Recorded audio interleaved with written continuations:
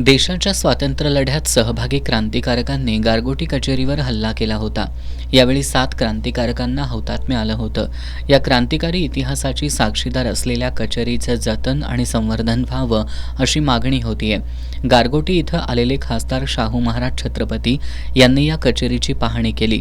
यावेळी काँग्रेसचे राहुल देसाई आणि हुतात्मा बचाव समितीच्या कार्यकर्त्यांनी खासदार शाहू महाराज छत्रपती यांना कचेरीशी संबंधित इतिहासाची माहिती देत या कचेरीचं जतन व्हावं अशी मागणी केली. यानंतर कॉम्रेड राम कळंबेकर यांच्या गौरव समारंभात खासदार शाहू महाराज छत्रपतींनी पालकमंत्री प्रकाश आंबेडकर यांचं या मागणीकडे लक्ष वेधलं. पालकमंत्र्यांच्या गावचा हा विषय असल्यानं ते हा विषय तो जिव्हाळ्यानं सोडवतील अशी अपेक्षा खासदार शाहू महाराज छत्रपतींनी व्यक्त केली. आपण सुद्धा यासाठी केंद्र आणि राज्य सरकारकडे पाठपुरावा करू अशी ग्वाही खासदारांनी दिली.